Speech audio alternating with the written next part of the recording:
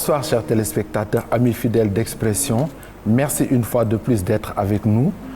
Aujourd'hui, j'ai deux invités. Innocente Courant. Innocente, bonsoir. Bonsoir Paul. Et Comfort, bonsoir. Bonsoir. Et aujourd'hui, Innocente, comme je vous l'ai dit, c'est mon invité. Et Innocente va nous parler de la belle histoire de Luc le Lièvre, ce conte, ce recueil de contes de Léopold Sédar Senghor et Abdoulaye Sadji. Dans la deuxième partie, nous aurons Comfort, comme je l'ai dit. Et nous terminerons par le coup de cœur cinéma de Innocente. Voilà, le décor est planté. Innocente, la belle histoire de Luc le Lièvre. Est-ce que d'emblée, quand on regarde le titre, est-ce que le titre déjà donne une indication sur peut-être le contenu de l'œuvre? Oui, le titre donne une indication du contenu de l'œuvre, mais il faut aussi signaler que cet ouvrage, c'est un manuel scolaire. Et c'est le deuxième titre, c'est Cours élémentaires des écoles d'Afrique noire.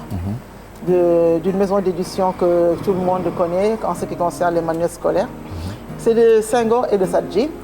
Et justement, ce manuel scolaire-là est un ouvrage, est un manuel que les élèves doivent utiliser pendant toute l'année.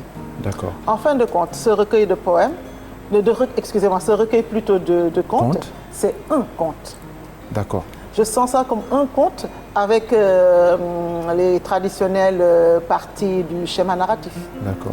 Et on sent ce texte-là comme une œuvre, un parcours initiatique. Luc au début et le Luc de la fin, il y a une énorme différence. Absolument. Parce que justement, après ces éléments, parce qu'il y en a beaucoup, je pense, ces éléments perturbateurs, il y a une série de péripéties qui va conduire au Luc final, qui est très différent du Luc du début. Et justement, l'élève à qui est dédiée cette œuvre-là, l'élève pour qui cette œuvre-là a été conçue, va justement grandir, évoluer et partager les histoires de Luc pour être le Luc de la fin. Absolument. Très bien. Ça, on le sent. Mais on a parlé des auteurs Léopold Sédar Senghor et Abdoulaye Sadji. Est-ce que, pourquoi se sont-ils associés pour écrire justement ce recueil de contes, à ton avis? Senghor, c'est un des précurseurs du mouvement de la négritude. Et la négritude, c'est l'ensemble des valeurs culturelles du monde noir. Exact. Et je pense que par rapport à cela, c'est celui qui, normalement a eu à partager avec Sadji ce mouvement humaniste qui revendiquait l'héritage des valeurs ancestrales. Et Sadji comme Senghor sont des humanistes, ce sont des auteurs, sont des auteurs, des écrivains et des personnes publiques qui sont engagées pour défendre l'Afrique tout entière. Alors c'est tout naturellement qu'ils sont associés pour nous proposer, pour nous donner. Je pense qu'ils ont créé, mais en même temps, ils se sont appropriés des textes oraux qui appartiennent à toute la tradition de l'Afrique de l'Ouest. Comfort, les contes, ça te parle? Ben oui, un tout petit peu quand même. Hein. Ça a bercé ton enfance? C'est vrai que ça a bercé mon enfance parce que ma grand-mère, je vais dire ma grand-mère, oui, elle me racontait beaucoup d'histoires. Et c'est vrai que quand j'étais au lycée aussi, j'ai eu l'occasion de parcourir certains livres, notamment Poil de carotte, voilà, certains contes aussi. Donc ça me parle. C'est vrai que ce n'est pas dans mon univers, mais ça me parle. D'accord. Alors, Innocent, beaucoup d'enseignements ont été donnés dans cet ouvrage-là, n'est-ce pas? Oui. Et lesquels ont pu retenir ton attention? On pourrait classer les enseignements par rapport au parcours initiatique de Luc. D'accord. Par exemple, à la page 142, dans ce conte, Luc parle de Samba nouveau-né. Et Samba nouveau-né en rapport avec l'argent. L'argent, c'est la religion d'aujourd'hui. Il faut le dire. Malheureusement, c'est notre religion au XXIe siècle. L'argent nous rend égoïstes. Je cite, « L'argent nous rend égoïstes. De plus, il nous attire bien des malheurs. C'est parce que le roi a voulu devenir très riche qu'il a été méchant. Et c'est parce qu'il a été méchant qu'il a été puni. » Luc dit adieu à son ami l'aveugle qui acceptent l'écuelle en remerciant. Et c'est depuis ce temps-là que les aveugles ont des écuelles. Et c'est l'écuelle en rapport avec cette partie où le roi, grâce à l'écuelle, peut devenir de plus en plus riche. Ouais. Et justement, par rapport à ce fait-là, c'est parce que justement l'argent est en abondance, on est submergé par l'argent, comme on ne l'a jamais été. Et voilà, je pense que c'est ce qui rend fou. Le pouvoir donné par l'argent, par le bien matériel, qui fait que nos gouvernants perdent souvent la raison. Et pour donner des explications supplémentaires sur cette écuelle, en fait, c'est une écuelle que lui a donnée une dame, une fée. Et cette écuelle-là, tous les vœux qu'on formule sont exaucés. Et donc, il va donner ça au roi. Et le roi, il demande. Et plus il en demande, plus il y en a. Puis à un moment, il décide simplement de confisquer l'écuelle. La mise au point qu'il faut faire sur cet argent Dieu, aujourd'hui, qui perturbe le monde.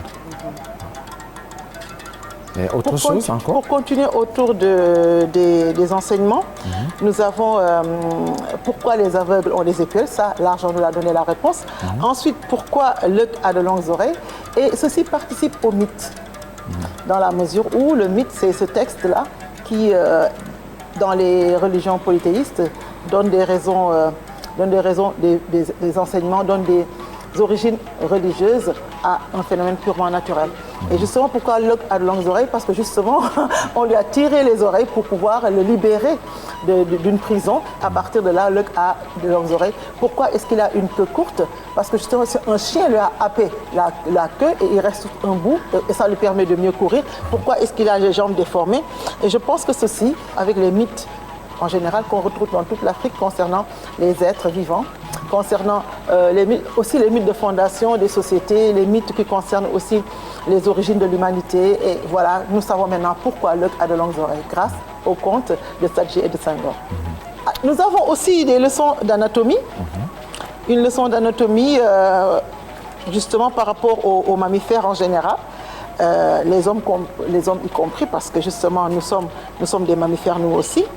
Et sur ce bouki châtié par les bergers, ils devaient manger sans pour autant toucher à l'organe central qui est le cœur. Et par rapport à ça, ils ont voyagé dans l'abdomen de Yuk, le taureau. Et dans le corps de Yuk, tu verras différentes parties. Il y a l'estomac, il est rond. Ça, c'est l'œil qui dit ça à Bouki. C'est l'œil qui dit ça à Bouki. Il est rond, volumineux et comprend plusieurs poches, mais il ne nous intéresse pas. À côté de l'estomac, tu verras le cœur qui pompe et lance le sang. Défense absolue du toucher. Yuk respire par 2 poumons. Masse élastique qui se gonfle et se dégonfle comme une paire de soufflets de forgeron. Tu verras un tas d'autres organes, foie, rate, vésicule biliaire. Et justement, ça, c'est la leçon d'anatomie qu'on vous retrouve à l'intérieur du conte. Et à partir de là, je pense qu'on va voir d'autres parties du recueil, d'autres parties du conte. Moi, je dis que c'est un conte. Après, ce ne sont pas des contes, mais un conte et les différentes parties qu'on pourrait penser être des contes isolés, je pense que c'est plutôt des chapitres. On l'a compris. Des chapitres. Et maintenant, justement, on aura d'autres enseignements. Et ceci me montre que c'est une production d'écrivains ayant un métissage, qui sont les résultats d'un métissage culturel, d'un métissage de savoir intellectuel. Parce que dans la tradition pure, dans la tradition africaine, on n'a pas en général, on ne peut pas en général distinguer, on n'a pas en général fait de l'anatomie, on n'a pas fait de dissection pour distinguer les différents organes. Et là, on sait que c'est quelqu'un qui a eu à fréquenter l'école occidentale qui nous rend le conte.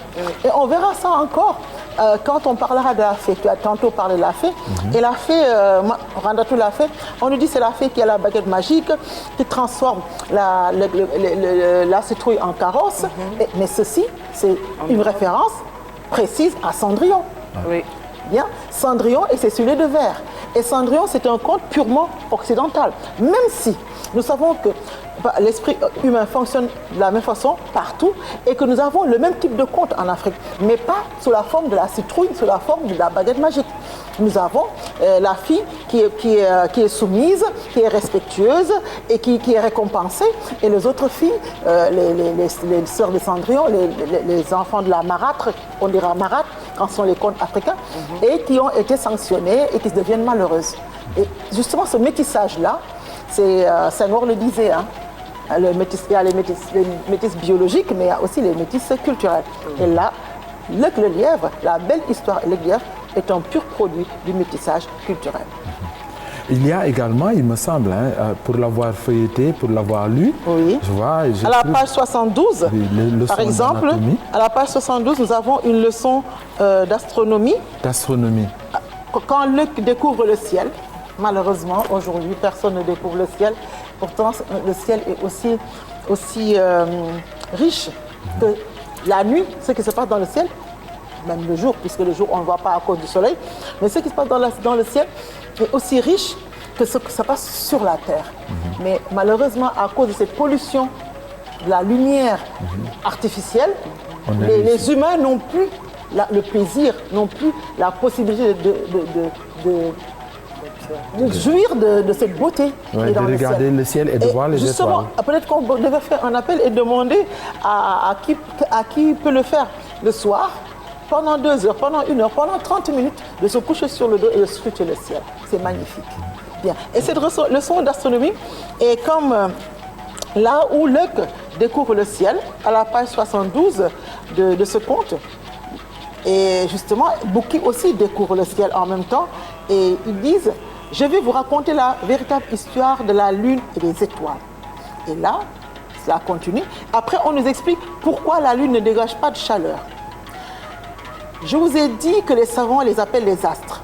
Le soleil est aussi un astre. Mais tandis que le soleil est une boule de feu, la lune, elle, n'est qu'un astre éteint. Le feu du soleil aussi ainsi que sa lumière lui appartiennent à lui-même. Il nous éclaire, nous réchauffe et quelquefois nous brûle. La photosynthèse. Grâce à sa chaleur bienfaisante, les fruits mûrissent et les moissons deviennent blondes.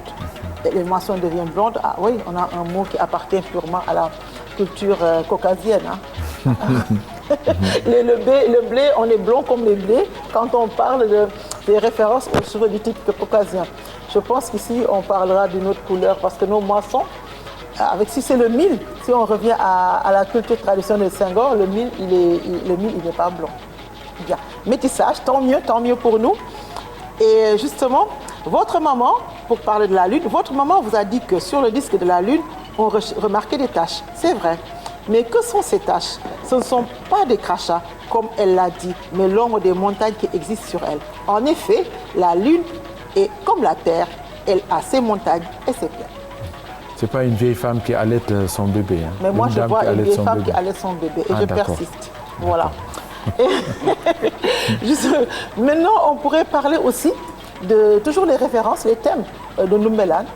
Ndoumbelane, c'est la république dans laquelle vivent Luc le Lièvre et Bouki Lièvre. Luc, c'est le nom wolof pour dire lièvre et Bouki, c'est le nom wolof pour dire hyène. Et chaque fois, Sadji et Senghor mettent le nom traditionnel dans la langue wolof et après ajoutent le français pour qu'on puisse comprendre de qui il s'agit. Et justement, cette république-là, on nous en parle à la page 40, Ndoumbelane. À Ndoumbelane, justement, nous avons les animaux qui étaient tous d'accord. Quand ils étaient d'accord, c'était bien, ça arrive. Après, il y a des éléments perturbateurs, après, voilà. Mais ils vivaient en paix à Ndoumbelane et s'aimaient les uns les autres. C'est le paradis terrestre. Les plus forts protégeaient les plus faibles. Les besoins de chacun étaient satisfaits grâce à l'effort de tous. Mais bientôt, dans cette belle république de paix et d'amour, un perfide animal entra, l'élément perturbateur, que personne ne soupçonnait. Il avait l'esprit du mal et les manières d'un faux frère. Cet animal était Bouki Lièvre. L'élément perturbateur. Oui, écoutez comment il fit entrer le malheur dans la république de Ndoumbelane. Mais oui, ça c'est le conte. J'adore les contes, mais il faudrait qu'on fasse une parenthèse pour dire tout simplement que la hyène, ce n'est pas l'animal perfide dont on parle. Oui, mais je pense que la hyène a beaucoup de qualités. Maintenant, si la conscience populaire lui attribue certains défauts, tant mieux. On va s'y réfugier dans le conte et après, on pensera que tous les animaux se valent comme tous les humains se valent aussi. Oui, mais est-ce que Bouki, tel qu'il est présenté ici, n'est pas l'archétype même, le symbole ou l'archétype même du genre humain, avec les mêmes défauts? Oui, alors, c'est celui qui véhicule les tares. Les tares des humains, tous les défauts humains. la perfidie, la gourmandise, la violence, l'avarice, la cupidité. Et je pense que puisque le conte a pour objectif, entre autres, d'éduquer, d'instruire en éduquant, c'est normal qu'on parle de cet art-là et que justement que le porteur de cet art-là soit toujours puni. Même si dans la vraie vie, on sait que souvent, il y en a qui font n'importe quoi et qui s'en sortent, malheureusement.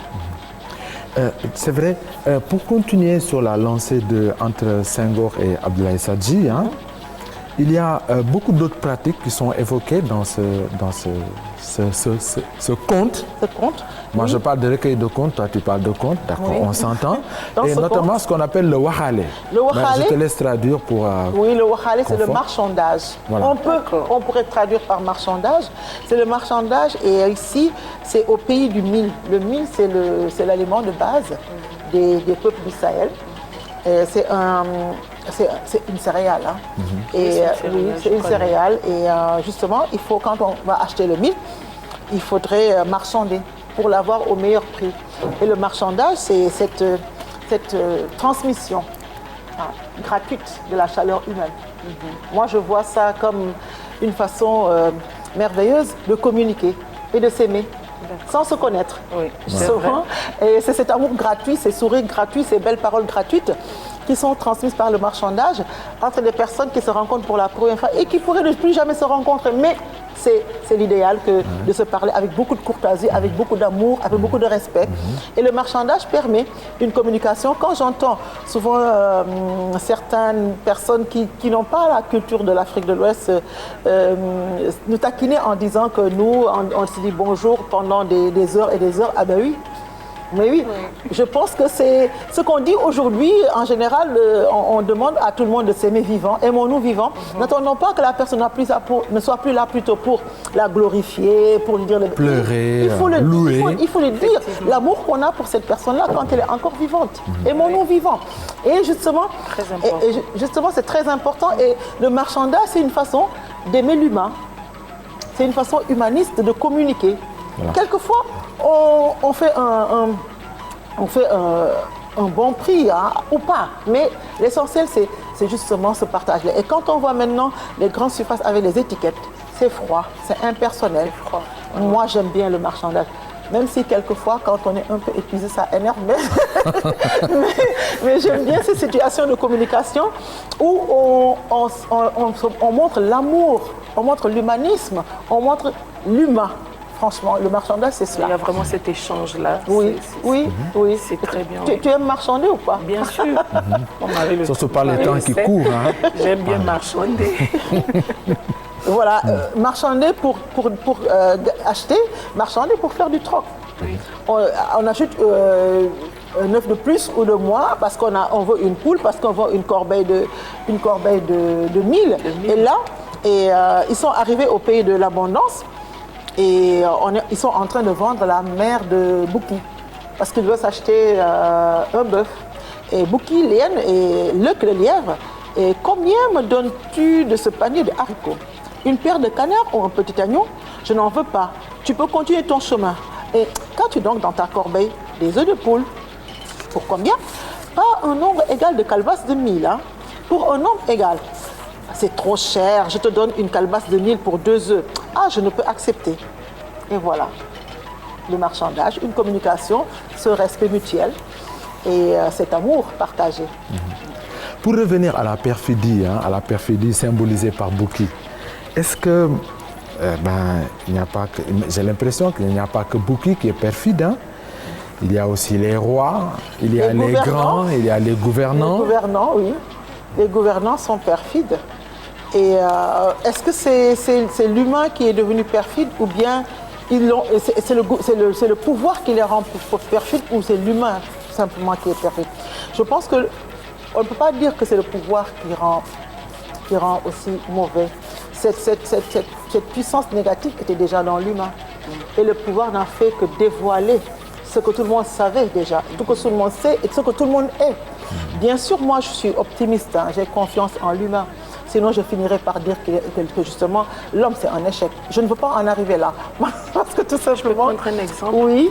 Je prendrai l'exemple de quelqu'un qui est pauvre, deux personnes, elles sont pauvres et elles sont toutes humbles.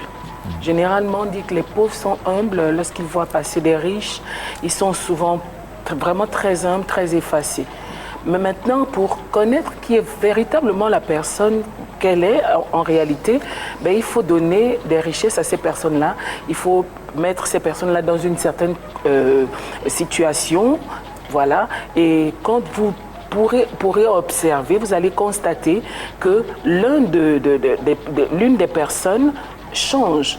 Lorsqu'elle devient riche, elle devient dure, elle devient méchante, elle s'éloigne de tous ses amis. Pourquoi? Parce qu'on lui a donné un certain pouvoir. Absolument. Alors que l'autre garde son caractère d'humble, de personne humaine et très humble. Donc je vous rejoins en disant que vraiment c'est vrai que c'est pas en réalité le pouvoir qui change la personne, mais la personne est déjà mauvaise à l'intérieur dès le départ. Voilà, je suis d'avis avec vous. Hein. Mais Innocente, Oui. Tu as parlé d'arguments, tu as parlé de rôle didactique, hein, Oui. d'enseignement de cette œuvre-là. Est-ce qu'il y a d'autres, comment dire, est-ce qu'il y a d'autres arguments didactiques que l'on voit à travers cette œuvre-là? Ah, cette œuvre-là est une leçon de vie. Ouais. Si on s'en tient au parcours initiatique de Luc. Cet argument est un manuel scolaire. Le manuel scolaire qui veut montrer aux élèves, ils disent du cours élémentaire, mais personnellement, cette œuvre devait être enseignée, même pour les études post-bac. On a l'habitude de penser que chaque fois qu'il y a des personnages zoomorphes, c'est-à-dire des personnages qui sont des animaux, c'est pour les enfants. C'est comme ça que pour Le Petit Prince de Saint-Exupéry, on pense que c'est une œuvre qui devait être enseignée aux plus petits, de 6e, de CM2. Mais le Petit Prince de Saint-Exupéry peut aller au-delà du baccalauréat. C'est une œuvre très philosophique. De même, La Belle Histoire de l'Aigle le Lièvre, à mon humble avis, mériterait d'être enseignée partout. Maintenant, quel que soit le niveau, c'est à l'enseignant de savoir comment percevoir l'œuvre pour la partager avec ses apprenants. Et ce qui est sûr, que ce soit à la maternelle, que ce soit pour le lycée ou au-delà du lycée, La Belle Histoire de l'Aigle est une œuvre à enseigner dans la mesure où c'est une œuvre philosophique. Et je pense même, hein, si on l'explore, et c'est peut-être par là qu'on va terminer, il y a en plus de cela, il y a des légendes, il y a des devinettes. C'est vraiment une œuvre qui permet de former l'individu, l'enfant qui grandit et qui devient un homme. Donc effectivement, moi, c'est aussi mon avis. Hein. Chaque fois qu'il y a une leçon de vie, mais ce ne sont pas simplement les enfants. Parce que moi, si je prends un exemple pour conclure, hein, aujourd'hui, si le monde, on a beaucoup de difficultés, je ne pense pas que ce sont les enfants qui créent ces difficultés-là. Je ne pense pas que ce sont ces enfants qui font ces guerres-là. Je ne pense pas que ce sont ces enfants qui confisquent les pouvoirs, qui truquent les élections, etc. Ce sont les adultes. Effectivement. Voilà, donc c'est par là qu'on va terminer. Je ne désignais personne, hein, je donnais juste quelques exemples. Hein. Donc une petite pause conforte. Merci d'être resté avec nous dès le début, parce que dans cette deuxième partie, c'est toi qui seras à l'honneur. Une petite pause, chers téléspectateurs, et on passe à Confort. Et surprise, Confort avec son guitariste, mais il n'est pas sur le chant, mais vous allez l'entendre. Un talentueux qui l'a toujours accompagné, fidèle. Retour sur le plateau, chers téléspectateurs, où nous recevons cette fois-ci, et c'est elle qui a le micro, c'est elle qui a le mic, comme disent les jeunes. Confort, bonsoir. Bonsoir. Heureux de te retrouver sur notre plateau. C'est moi qui suis honorée d'être là, vraiment. Je me réjouis d'être là au milieu de vous. Vraiment, c'est un plaisir, c'est un privilège. Merci. Je crois qu'on a eu déjà le plaisir de te connaître. Mais là, je veux te demander de te présenter aux téléspectateurs, aux nombreux téléspectateurs d'Expression dans le monde, au Gabon et dans le monde. Alors, merci. Je suis Confort Lek. Je suis chantre de l'Éternel. Je suis artiste gospel, auteure, compositrice, interprète. Voilà. Et puis, dans mon assemblée, j'officie en tant que maître de chœur. Voilà un peu ce que je suis. Je travaille quelque part dans une boîte de la place. Je suis mariée à un merveilleux homme et j'ai 3 enfants, voilà. Qui est venu même vous accompagner et qui n'est pas loin d'ailleurs. un mari chouette, il est là. Très bien. On l'a senti d'ailleurs. Conforte, quelles sont tes passions? Ben, déjà, l'une de mes passions m'amène ici, hein, c'est chanter. Vraiment, c'est quelque chose qui est en moi, en fait. Depuis que je suis très jeune, j'ai toujours aimé écouter de la musique. C'est vrai que je ne chante pas depuis que je suis toute petite. Hein. J'ai toujours aimé écouter de la musique parce que mon père, tous les week-ends, il mettait vraiment la musique à la maison. C'était fort et tout le monde aimait ça. On se mettait à danser, à chanter avec toutes ces belles mélodies que j'écoutais. Donc, vraiment, c'est l'une de mes passions, la musique. Et puis voilà, les enfants. J'aime énormément les enfants également, être avec eux dans cet univers-là, chanter avec eux, jouer, m'amuser. Voilà, un peu. Et tu réussis à concilier tout cela?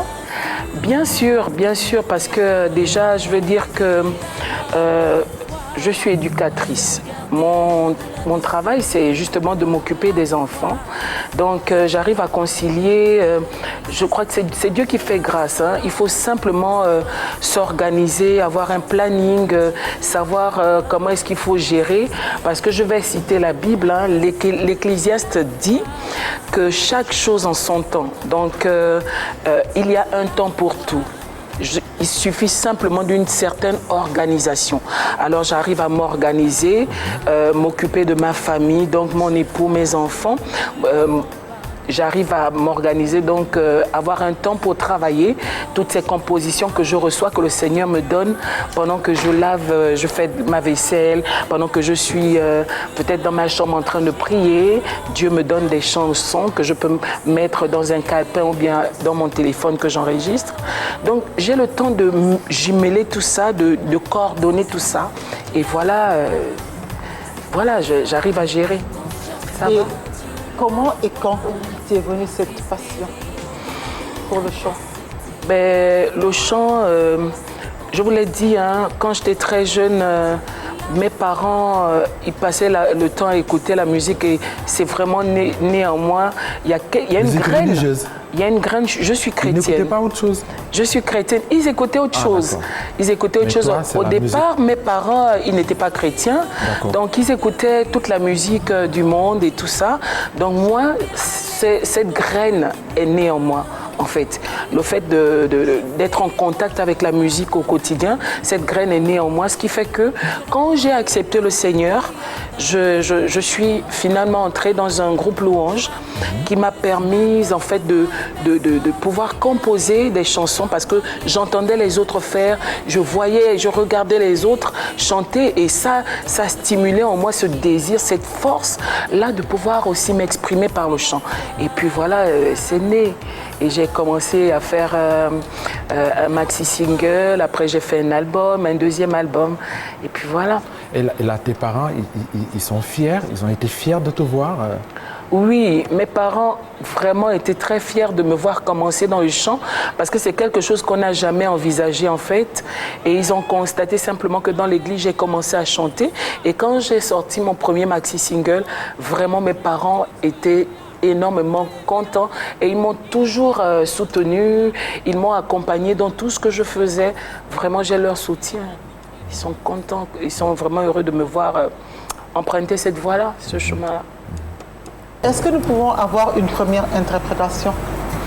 Ben avec beaucoup de plaisir, hein, je vais vous interpréter une de mes chansons que j'ai écrite, ça fait déjà quelques années, mais vraiment c'est un chant d'expression, un chant où je m'adresse à mon Dieu, je lui dis mon besoin de lui, ma soif de lui, parce que je ne peux rien sans lui, toute ma vie est basée sur lui, donc voilà, je veux que vous puissiez le découvrir. Igor, c'est à toi.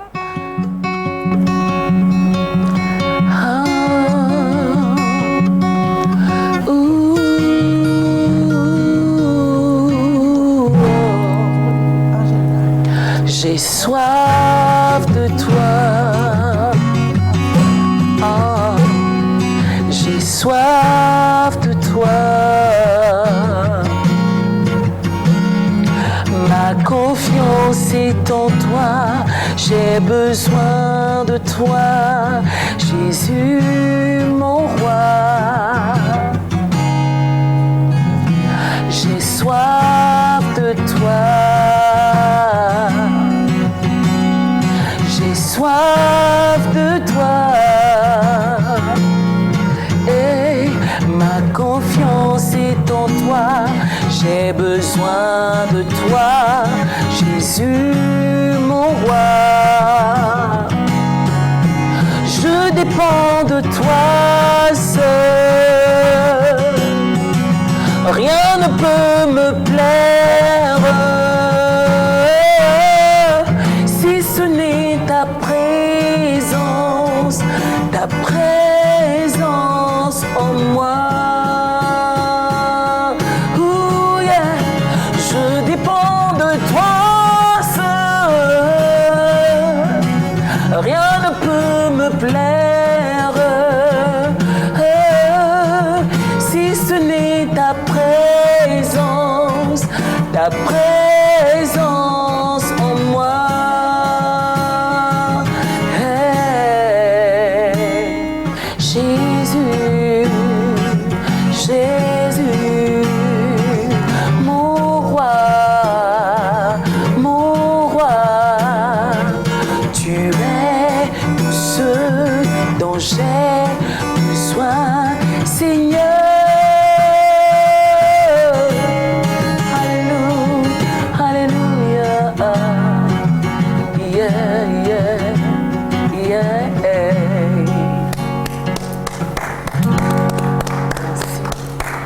C'est pas une émission chrétienne, mais on a beaucoup de plaisir à écouter. On attend les autres qui vont venir nous présenter également leurs chansons.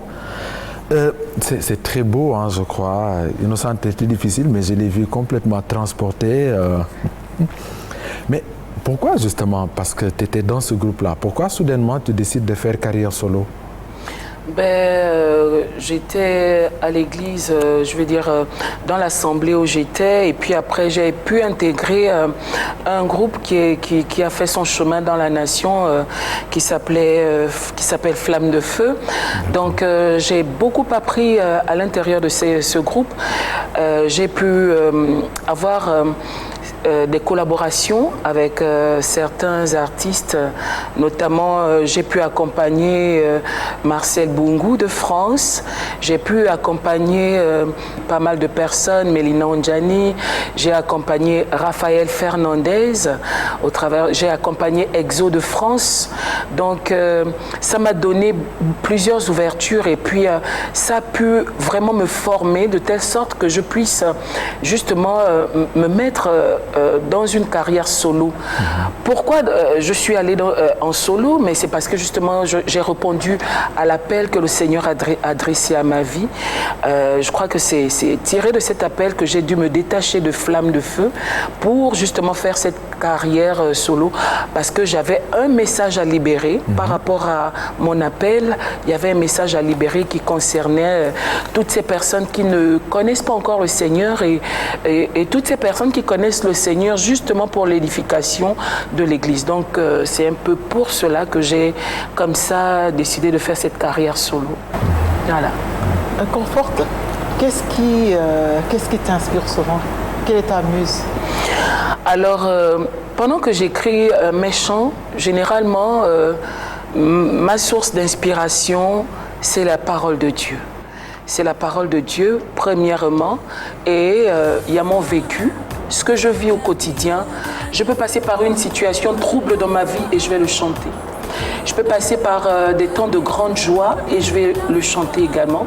Ça peut être un témoignage, quelqu'un qui a vécu quelque chose et puis qui m'inspire. Cette personne m'inspire par sa manière de vivre, par ce qu'elle a vécu et comment est-ce qu'elle a pu s'en sortir. Et ça me pousse à écrire. Donc c'est un peu ce genre c'est dans ce genre de situation généralement que je trouve mon inspiration. Et tu vis de cette passion? Parce que ça c'est la question qui fâche. Est-ce que la musique nourrit son homme? Est-ce que ici dans le cadre de ce que tu fais, est-ce que tu as de l'aide ou des aides, un sponsor?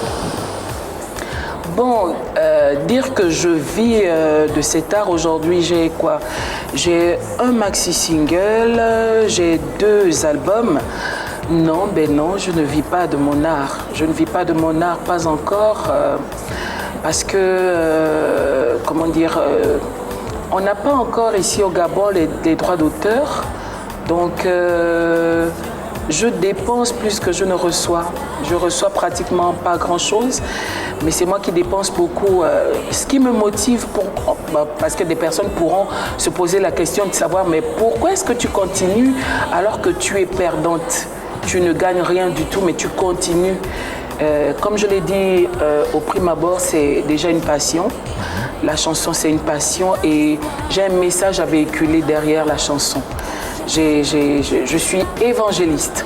Voilà, je suis évangéliste, donc je veux évangéliser toutes ces personnes qui mènent leur vie comme elles veulent et tout, les ramener, recadrer, interpeller par le moyen du chant. Donc voilà pourquoi, au-delà du fait que je dépense énormément pour justement me faire entendre un peu plus loin, je prends du plaisir parce que si quelqu'un peut écouter et être édifié, c'est vraiment ma joie, quoi. C'est un plaisir, c'est une satisfaction. Et si quelqu'un peut se convertir au travers de ce que je dis, vraiment c'est une satisfaction. Voilà. Nous allons maintenant avoir le plaisir de découvrir la deuxième interprétation. Avec plaisir. La deuxième interprétation s'agit, en fait, je parle de moi, c'est un témoignage personnel en fait. Comme je vous ai dit que des fois je me base sur ma vie pour pouvoir écrire un certain nombre de chansons et je crois que cette chanson va parler à la vie de quelqu'un, va parler à quelqu'un qui m'écoute parce que c'est vraiment mon désir ce soir. Donc cette chanson c'est « Je veux plus de toi ». Je veux plus de toi, je parle à Jésus, je parle à mon Dieu, je dis je veux plus de toi pour être meilleur, je veux plus de toi pour ne plus jamais être la même. Donc voilà. Bah, on écoute. Alléluia. Hey.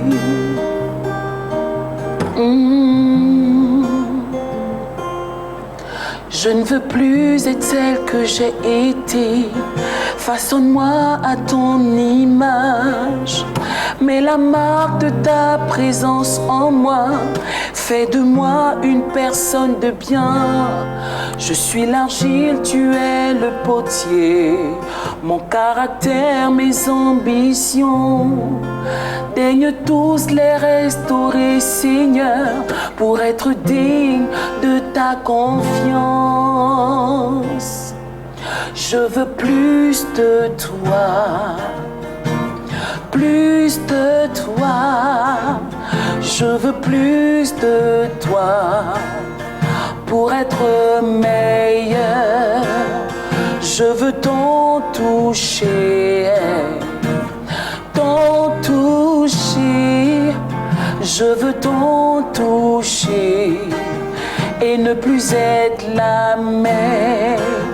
Inonde-moi, sature-moi, sois plus réel en moi. Inonde-moi, sature-moi, sois plus réel en moi. Dieu saint et si puissant, règne en moi à jamais. Prends la première place dans mon cœur. Inonde-moi, sature-moi, restaure-moi, agis en moi. Inonde-moi, sature-moi, restaure-moi, agis en moi. Prends la première place dans mon cœur. Waouh, waouh, on sent la passion, on sent que tu vis ce que tu chantes. Bravo. Comfortlek, Oui. envisages-tu une carrière internationale ou a-t-elle déjà commencé? Oui, j'envisage avoir cette carrière, faire cette carrière internationale. Hein. Déjà nationale, j'aimerais déjà couvrir ma nation, le Gabon, c'est-à-dire que dans les 9 provinces, on puisse déjà écouter les chansons que le Seigneur m'inspire. Vraiment, si ça peut bénir le maximum de personnes ici au Gabon, c'est déjà un plaisir, c'est déjà une satisfaction. Et je cible aussi l'international parce que je crois qu'ici au Gabon, nous avons des valeurs sûres, hein, mais nous ne sortons pas assez. C'est vrai qu'il y a déjà plusieurs qui ont commencé à emboîter le pas, mais moi, vraiment, je vise l'international. Je veux chanter pour le Seigneur partout où le Seigneur me conduira, que ce soit en Côte d'Ivoire, en France, aux États-Unis, au Sénégal, au Mali, au Congo, juste à côté. Vraiment, je voudrais aller faire connaître ce que le Seigneur a mis en moi, pourquoi pas au-delà de nos frontières ici au Gabon. Ah, moi, je ne sais pas, j'ai l'impression que cette passion-là sera exaucée. Hein. La passion que tu mets dans ce que tu dis là, elle sera exaucée. Quels sont les projets en vue? Des projets? Oui, il y a des projets en vue. En ce moment, je suis en studio. Je suis en train de peaufiner mon EP, je veux dire mon single qui va sortir donc très bientôt. Voilà, c'est un chant qui a trait, en fait, qui met en valeur le Saint-Esprit, qui parle du Saint-Esprit qui est la troisième personne de la Trinité. Nous savons que notre Dieu est tripartite. Il y a le Dieu le Père, Dieu le Fils et Dieu le Saint-Esprit. Il est une seule personne, mais en 3 dimensions. Donc, je mets en exergue ici la personne du Saint-Esprit.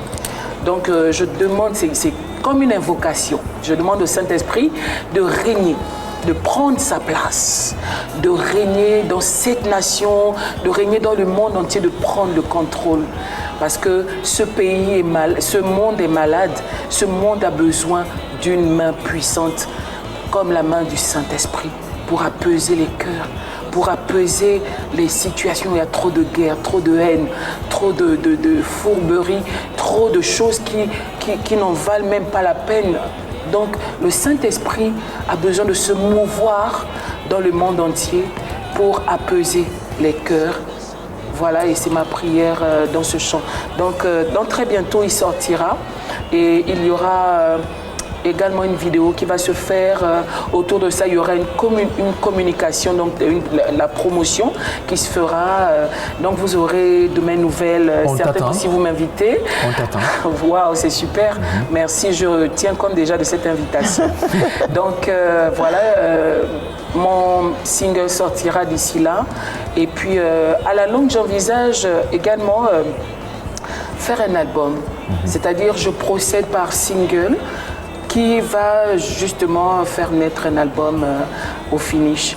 Donc, comme je le disais, au-delà du Gabon, j'aimerais que ce single soit écouté et regardé à l'extérieur du pays, donc à l'international. Comfort, on va terminer par un message universel. Qu'est-ce que tu as à dire? Un message universel. Qu'est-ce que tu as envie de dire? Bon, ce que j'aimerais dire, c'est que, vous voyez, mon âge, je ne pourrais pas dire mon âge, mais ce rêve, c'est quelque chose qui est né en moi depuis plusieurs années. J'ai donné ma vie lorsque l'évangéliste Renard Bonquet est arrivé au Gabon.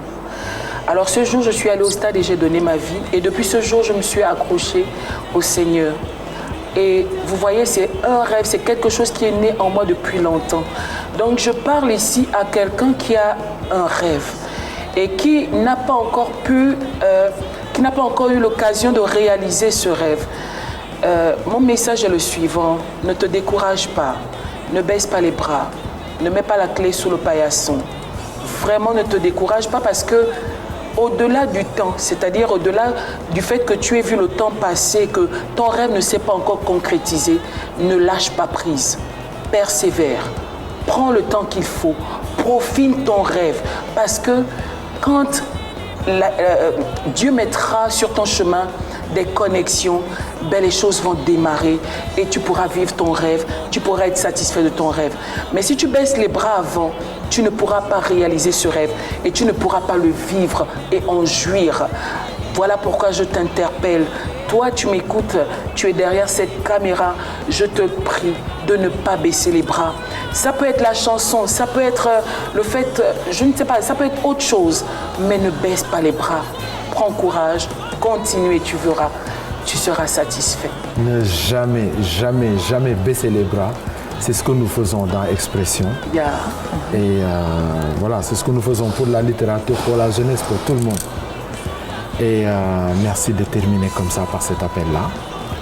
Une petite pause, chers téléspectateurs. Et puis on va passer au coup de cœur cinéma d'Innocente. Voilà, Innocente, Oui. comme d'habitude, tu vas nous régaler de tes coups de cœur. Et aujourd'hui, qu'est-ce que tu nous prépares? Comfort. Aujourd'hui, je vais parler d'un film, d'une réalisatrice engagée, d'une femme pour laquelle j'ai énormément de respect, parce que je pense qu'elle travaille pour l'Afrique. Son film s'appelle Frontières.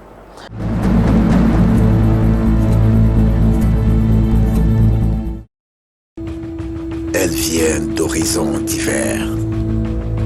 Elles sont animées par un même désir. Voyager pour s'assurer un lendemain meilleur. Mais les routes réservent bien des surprises. Chaque frontière raconte son histoire.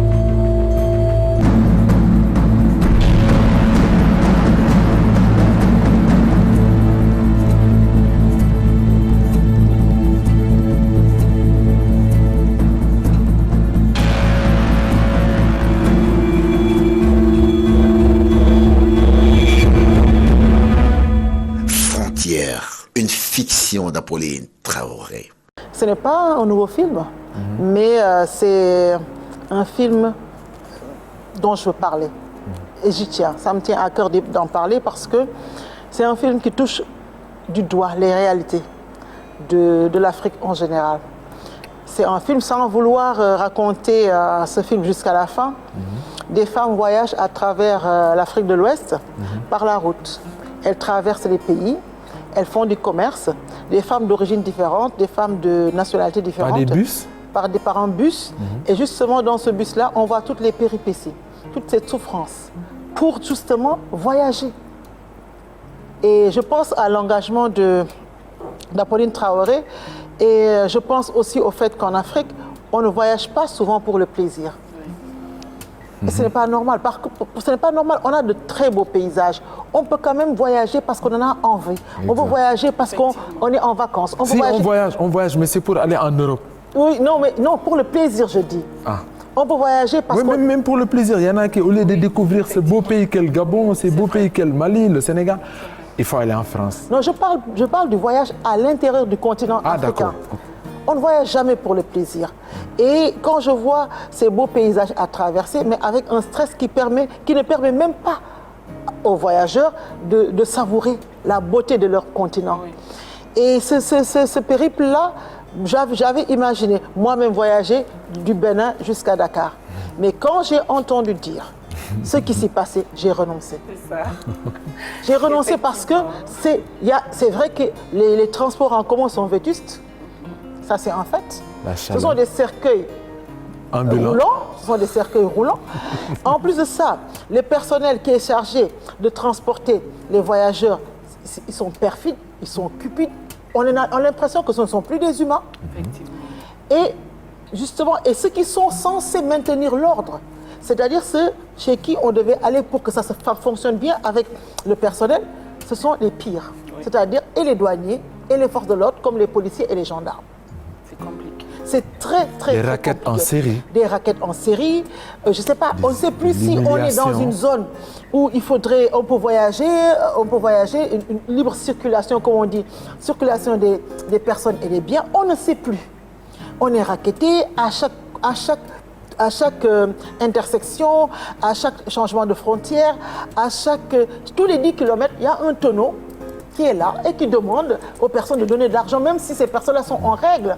Mais on ne comprend plus. Absolument. Et c'est justement ça, Innocente, qui vraiment fait en sorte que les personnes ne se sentent plus attirées en fait pour aller simplement pour le plaisir, le loisir, aller découvrir. Parce qu'il y a toutes ces barrières-là qui nous empêchent vraiment de pouvoir effectuer ces déplacements. À la limite, je te dis, Conforte, à la limite, quand on voyage par la route en Afrique, c'est comme si on mettait sa vie en danger. Oui, effectivement, je confirme.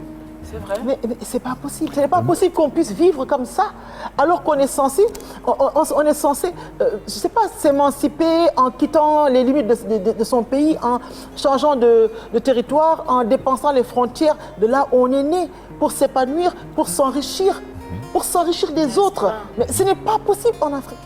Ce n'est pas possible. Même à l'intérieur d'un pays, quand on quitte une ville pour aller dans une autre ville, mais c'est la galère. C'est pas possible. L'état des routes également. C'est impraticable. Je pense qu'ils en veulent plus à ceux qui ont les papiers en règle. Quand quelqu'un a les papiers en règle, on lui demande encore de l'argent. On ne sait même pas, en partant, on ne sait même pas combien on va dépenser à l'arrivée, parce qu'à chaque frontière, suivant les humeurs de ceux qui sont censés maintenir l'ordre, c'est une façon inexplicable de penser que, justement, en Afrique, on n'a plus le droit d'être libre. On n'est pas libre. On n'est pas libre. Donc cette intégration en fait dont on parle, c'est peut-être dans les bureaux que c'est signé, mais sur les routes, etc. Mais ceux qui signent l'intégration ne prennent jamais la route. Moi, je pense que c'est ça. Ils ne prennent jamais la route, ceux qui signent les intégrations. Les intégrations, parce que je ne sais même pas de quoi il s'agit en fait. Je ne comprends pas. C'est très, très, très complexe. Oui. Et je pense que comme ceux qui sont dans les bureaux, ceux qui sont censés faire les lois, ne subissent pas les problèmes des populations, personne ne fait rien pour que ça s'arrange.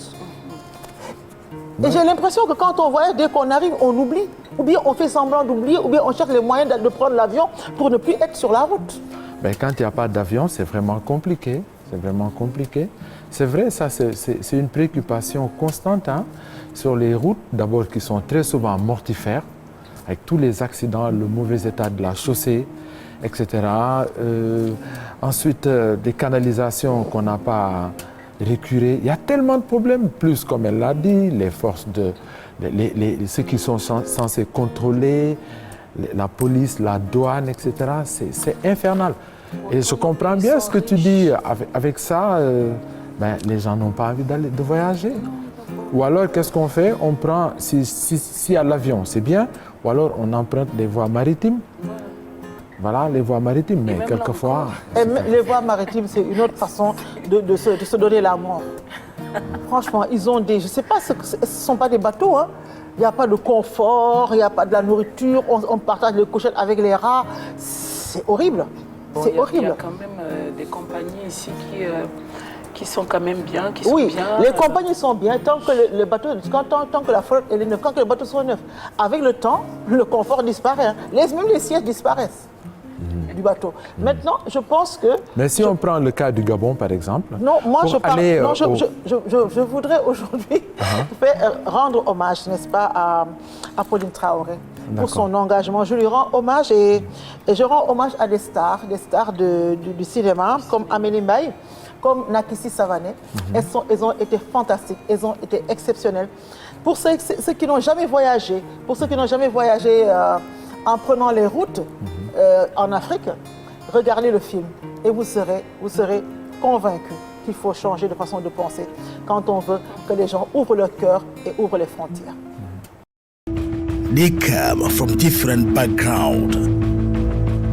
They are driven by the same desire, traveling to ensure a better tomorrow. But the roads are full of surprises. Each border tells its story.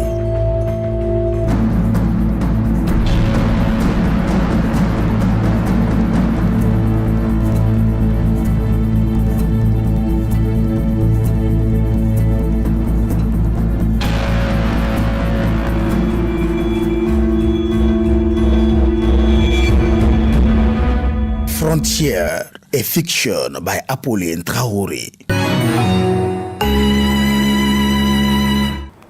Confort, tu peux nous chanter quelque chose bien avec ton guitariste qui va nous consoler un peu de ce que Innocente vient de dire, pour susciter l'espoir que ceux qui gèrent ces routes-là, ceux qui sont sur ces chaussées-là, laissent les gens découvrir leur pays, voyager dans l'amour libre. Qu'est-ce que tu peux là tout de suite improviser? Et on va se quitter sur ça. Dans ta grandeur, tu m'as élevé. Par ta puissance, mon cœur est transformé. C'est pourquoi je peux t'aimer à la passion. Et ton image glorieuse, tu l'as mise en moi. Seigneur, tu me transformes de gloire en gloire. C'est pourquoi je peux t'aimer à la passion. Jésus, je t'aime pour l'éternité. Tu as façonné mon cœur rien que pour t'aimer.